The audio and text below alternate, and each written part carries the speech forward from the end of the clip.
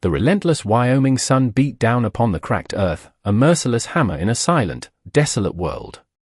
Dust, fine as powdered bone, swirled in the faint breeze, coating the sparse sagebrush and the solitary figure of Abner Cole as he guided his horse, Rook, along the faint trail that passed for a road.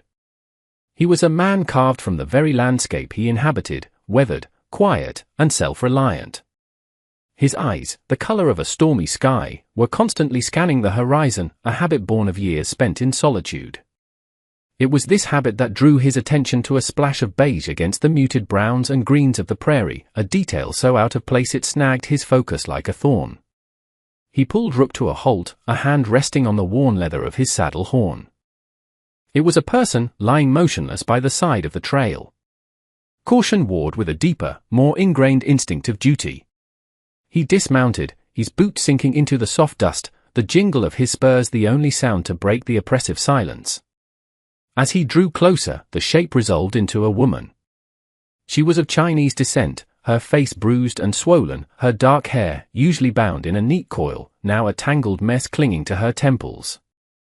Her beige prairie dress was torn and stained with dirt and something darker, a testament to a brutal ordeal. A shallow, ragged breath escaped her cracked lips, a fragile confirmation of life. He knelt beside her, his large, calloused hand surprisingly gentle as he checked for a pulse. It was there, a faint, thready flutter against his fingertips. Her skin was feverish to the touch. He saw the deep gash on her forehead, matted with dried blood, and the raw, chafed skin around her wrists, suggesting she had been bound. A cold fury, unfamiliar and potent, settled in his gut. This was not the work of happenstance or the harshness of the land, this was the work of men. With a quiet grunt, he carefully gathered her into his arms. She was lighter than he expected, a fragile bird with broken wings. Her head lolled against his chest, a soft, unconscious sigh escaping her. He carried her to Rook, who stood patiently, his ears twitching at the unfamiliar scent of sickness and distress. Settling her in front of him on the saddle, Abner wrapped one arm securely around her waist, his touch a silent promise of protection.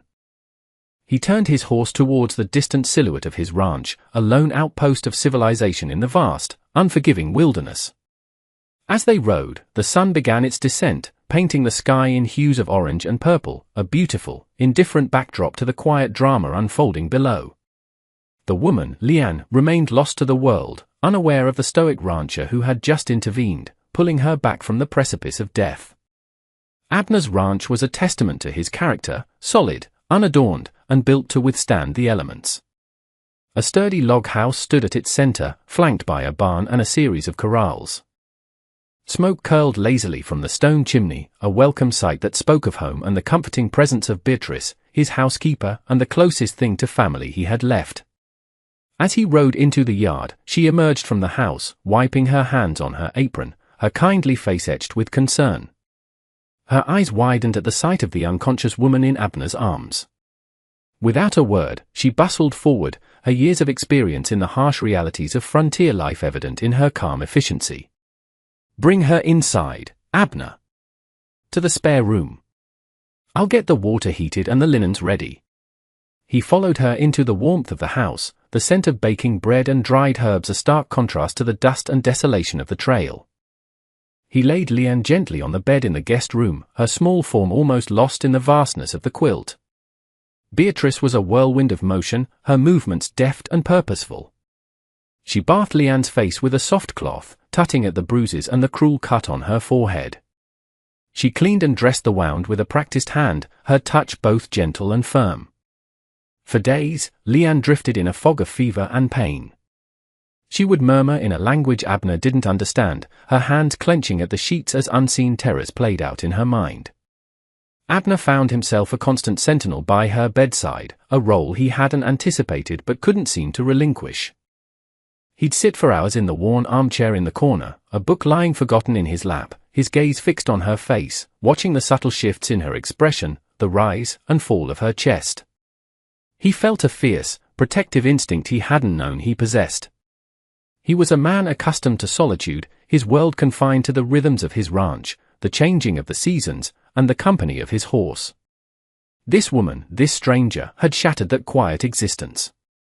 Beatrice tended to her physical needs, spooning broth between her lips, changing her dressings, and speaking to her in a low, soothing voice, but it was Abner to whom Leanne seemed to respond, however unconsciously.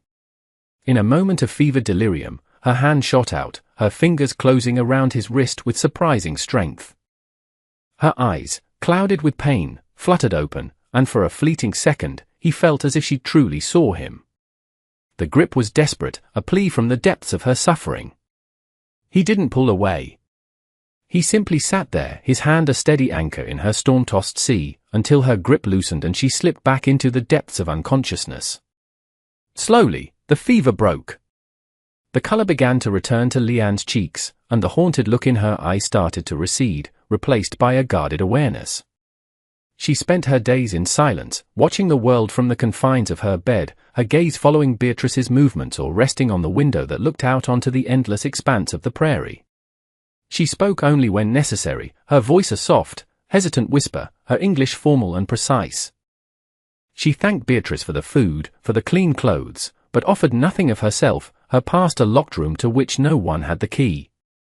Abner respected her silence, sensing the deep well of trauma that lay behind it.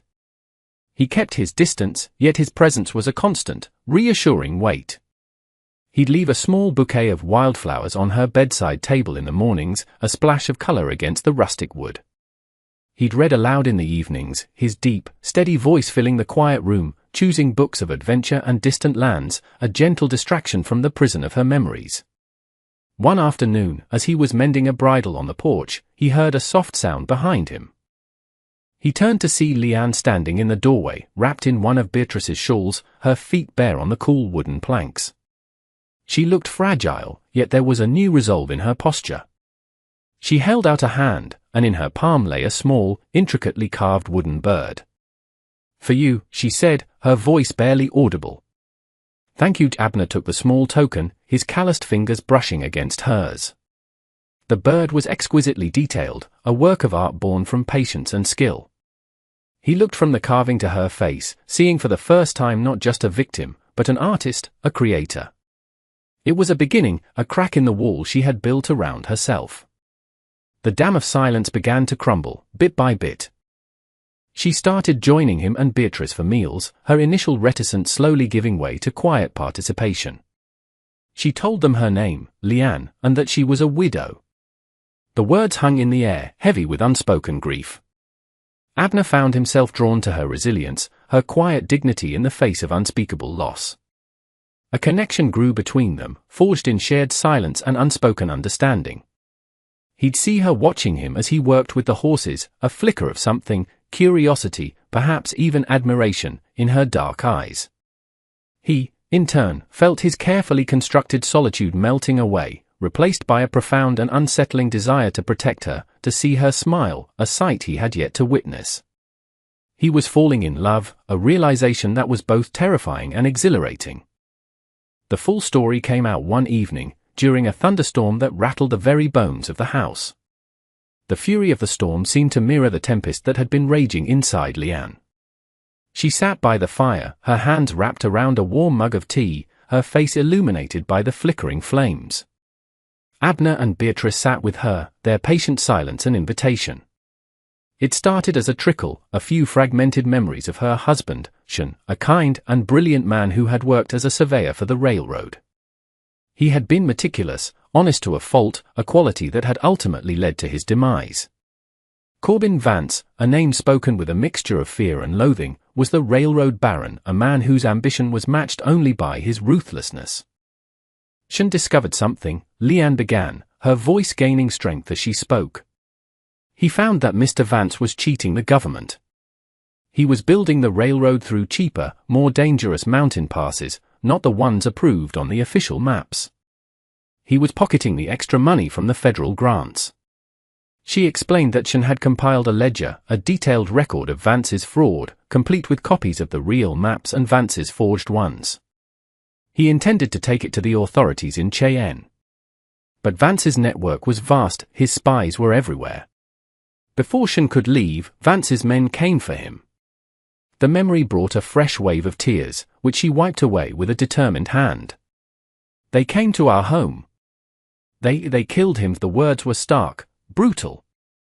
She recounted the horror of that night, the violence, the cold, dead eyes of the men who had destroyed her world. They had torn the house apart looking for the ledger, but Shen had been clever. He had hidden it. When they couldn't find it, they had taken her, believing she knew its location. She had endured days of brutal interrogation before she managed to escape during a transfer, fleeing into the unforgiving wilderness with nothing but the clothes on her back. That was where Abner had found her. She finally looked up, her gaze meeting Abner's. "I have it," she whispered, a fire of defiance burning in her eyes. "I have the ledger. Shen sewed it into the lining of my dress before they came. It's the only thing I have left of him." It's the truth. The revelation hung in the air, electric and dangerous. Abner felt a surge of cold fury towards this faceless antagonist, Corbin Vance, a man who would murder for profit. He looked at Leanne, at her small frame and the immense courage it held. His path was suddenly, irrevocably clear. His solitary life was over. Her fight was now his. "He won't get away with it," Abner said, his voice a low, steady promise. "We won't let him." The decision was made. The ranch, once a sanctuary, was no longer safe. Vance's men would be hunting for Leanne, and it was only a matter of time before they cast their net wide enough to find her. Their destination was Cheyenne, the territorial capital, where a U.S. Marshal named Thorne, a man Abner knew to be honest, could offer them protection and bring Vance to justice. They prepared for the journey with a quiet urgency. Beatrice, her face a mixture of worry and pride, packed provisions, dried meat, hardtack, and canteens of water. She pressed a small, leather-bound Bible into Leanne's hands. "May it keep you safe," she said, her voice thick with emotion. Leanne, in turn, gifted Beatrice the small wooden bird. "To remember me by," she whispered, their embrace a silent acknowledgement of the bond they had formed. Abner readied the horses, selecting his sturdiest mare for Leanne and loading a pack mule with their supplies. He checked his rifle and his revolver, the cold, hard steel a grim necessity for the road ahead. He moved with a focused intensity, his mind already mapping the treacherous terrain, anticipating the dangers. They left under the cover of darkness, the moon a sliver of silver in the inky sky. The familiar landscape of Abner's ranch receded behind them, swallowed by the night. The journey was arduous. They avoided the main roads, sticking to rugged, little-known trails that wound through rocky canyons and dense forests. The pace was grueling, pushing both horses and riders to their limits. During the day, they rode hard, the constant threat of pursuit a spur at their backs. At night, they made cold camps, foregoing a fire that might betray their position. In these stolen moments of quiet, their bond deepened. They would sit together, sharing a meager meal, their shoulders almost touching. Abner would tell her stories of the stars, pointing out the constellations that had been his only companions for so many years. Leanne, in turn, would speak of her life with Shen, of the home they had built, the dreams they had shared. She was not just a victim, she was a woman of intellect and grace, her spirit unbowed by the tragedy she had endured. One afternoon, as they watered their horses at a shallow creek, the sound of approaching riders sent a jolt of adrenaline through them. Abner reacted instantly, pulling Leanne and the horses into a thicket of aspen trees. They watched, their hearts pounding, as three rough-looking men rode past, their faces hard, their eyes scanning the landscape. One of them wore a pin on his lapel, the unmistakable insignia of Vance's railroad. They were close. The encounter shattered any illusion of safety, transforming the journey into a desperate flight. The chase was on. The narrow canyon walls offered some protection from the prying eyes of Vance's men, but they created their own set of dangers. The trail was treacherous, littered with loose rock that threatened to send a horse tumbling with one misplaced step. For 2 days, they pushed onward, the silence between them thick with unspoken fear and growing exhaustion. Leanne, though uncomplaining, was clearly flagging. Her movements were becoming slower, her face pale beneath the grime of the trail. The relentless pace was taking its toll. It happened near dusk. Her mare stumbled on a patch of scree, and though the horse recovered its footing, Leanne was thrown, her arm scraping hard against a jagged rock face. A sharp cry of pain was torn from her lips. Abner was off rook in an instant, his heart seizing in his chest. He rushed to her side, his hands gently probing the injury. It wasn't broken, but a long, deep gash ran from her elbow to her wrist, bleeding freely. "It's all right," he said, his voice a low rumble meant to soothe both her and himself. "We need to clean it." He led her to a small overhang, a makeshift shelter as the sky began to bleed into shades of twilight. He built a small, smokeless fire, using the last of their water to carefully wash the wound. His touch was incredibly tender, a stark contrast to his rough exterior. As he worked, binding the arm with a strip of clean cloth from his little bag, their eyes met.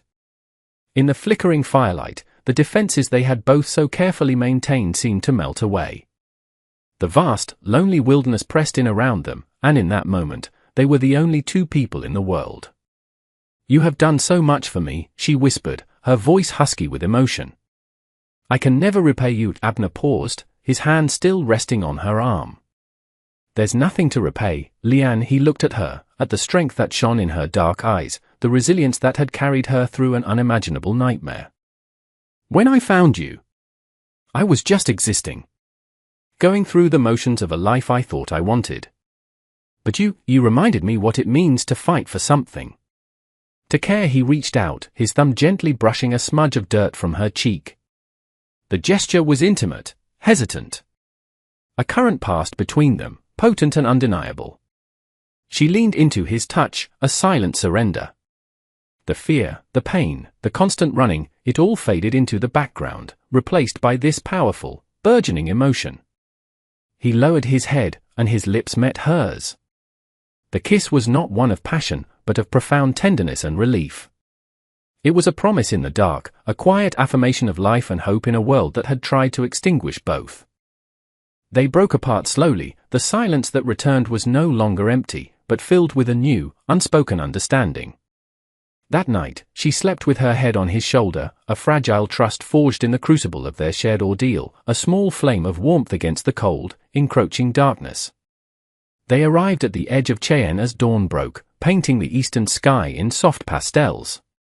The city was a sprawling collection of wooden buildings and muddy streets, a hub of commerce and ambition that felt both alien and threatening. Vance's influence was rooted here, and walking into the city felt like walking into the lion's den. Abner knew they couldn't go directly to the marshal's office. A man like Vance would have eyes and ears everywhere, even among lawmen. He needed an ally, someone outside the system, someone trustworthy. He thought of Silas Croft. Silas was a firebrand journalist who ran a small, independent newspaper, the Cheyenne Clarion. He was a man who valued truth above profit, a rare commodity in these parts.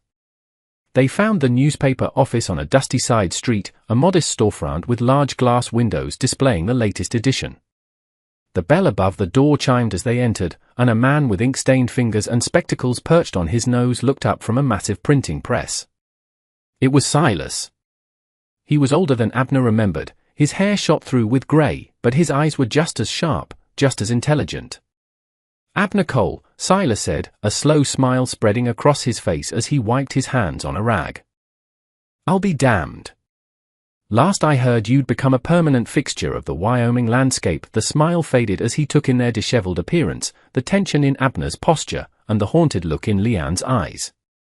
"You're not here for a social call." Abner made the introductions and, in low, urgent tones, laid out the story. Silas listened intently, his journalistic instincts kicking in. He asked pointed questions, his gaze shifting to Leanne, assessing her credibility. He was a man who had heard many tall tales. Leanne, sensing his skepticism, spoke for herself. She did not plead or embellish. She simply stated the facts of her husband's murder and Vance's crimes, her voice clear and steady. As proof, she carefully unstitched a section of the hem of her dress and produced the oilskin-wrapped ledger. She handed it to Silas. He unwrapped it carefully, his eye scanning the neat columns of figures, the precise drawings of the maps. He let out a low whistle. "This is dynamite," he murmured, looking at them with a newfound respect. This could bring him down. But it will also make you the two most hunted people in the territory. He led them through a back door and up a narrow staircase to a small apartment above the print shop. You can stay here. It's not much, but no one will look for you.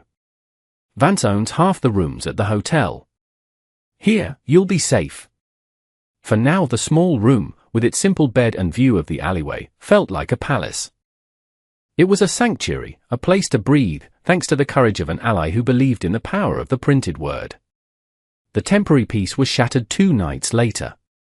A heavy, unnatural silence had fallen over the street outside, a silence that pricked at Abner's senses. He moved to the window, peering cautiously through a crack in the curtains. 3 men were moving in the shadows of the alley below, their shapes bulky and menacing. They were Vance's men, there was no doubt. He turned to Leanne, a finger to his lips. "They found us," he whispered, his voice grim. Panic flickered in her eyes, but she suppressed it, her gaze locking with his, trusting him.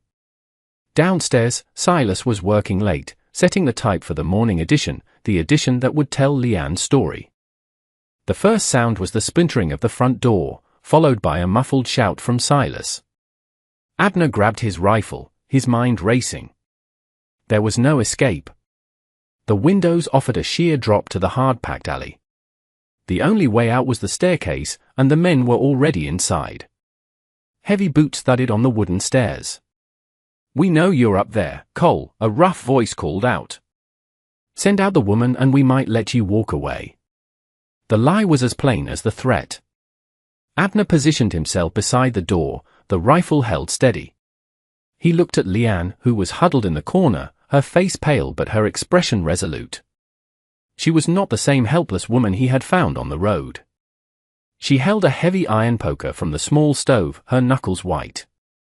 The doorknob rattled, then the door flew open with a violent kick.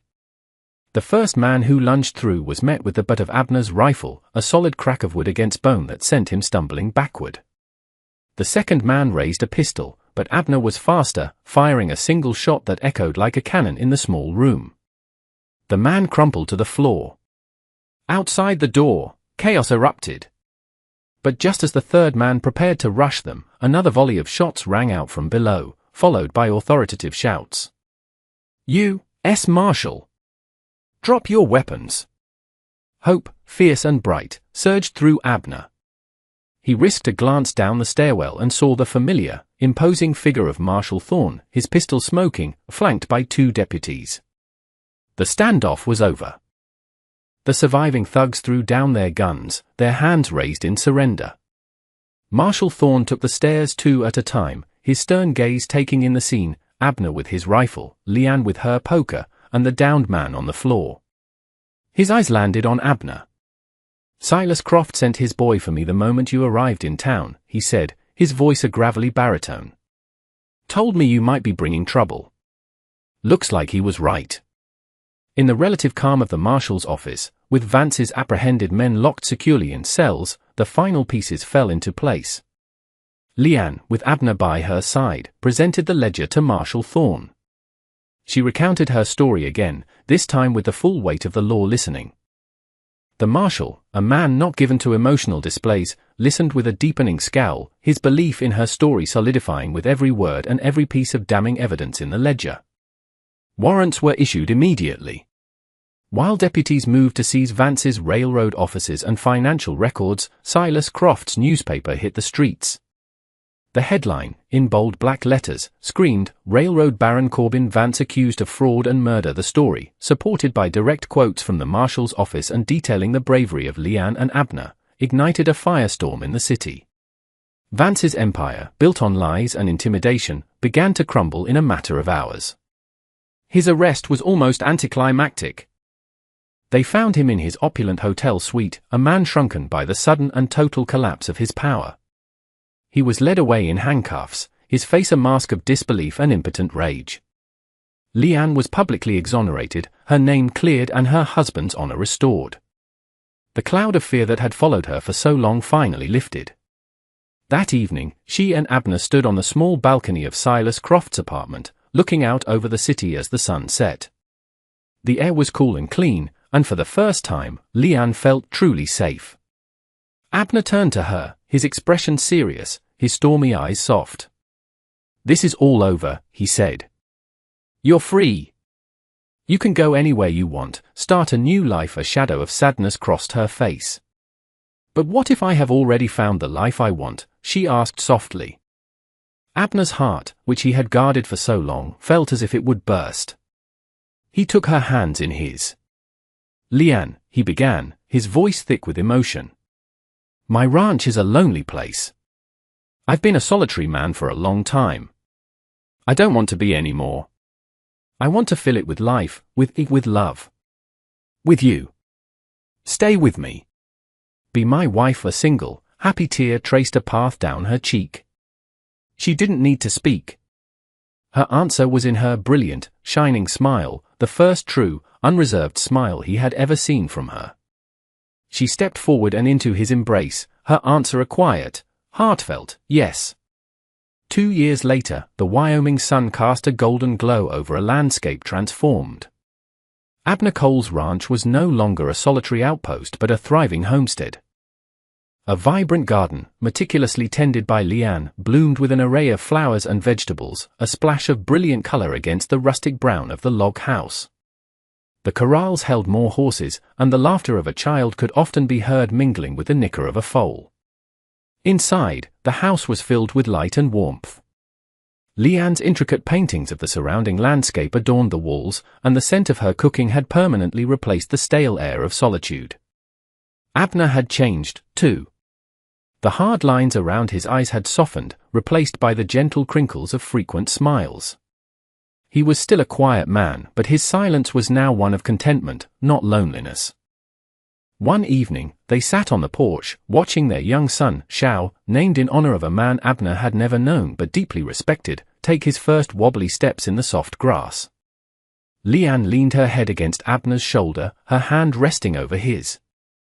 They had followed Vance's trial in the papers. He had been found guilty on all counts, his life's work undone by his own greed and the courage of one woman he had grievously underestimated. But Vance was a distant memory now, a ghost from a life that felt a world away. Their life was here, on this land, a life they had built together from the ashes of tragedy. "Do you ever miss it?" Abner asked softly, his gaze on the distant, purple mountains. "The city? The life you had before?" Leanne was silent for a moment, watching her son giggle as he plopped down onto the grass. "I miss the man I lost," she said, her voice filled with a gentle melancholy that had long ago lost its sharp edges. "But the life I have now, this is my home." "You are my home." Abner tightened his arm around her, pressing a kiss to her hair. The sun dipped below the horizon, setting the vast, open sky ablaze. The world was quiet, peaceful. They had found their sanctuary, not in a hidden room above a print shop, but in each other. The stoic rescuer and the resilient widow, two solitary souls who had found in the heart of the unforgiving West an enduring and triumphant love.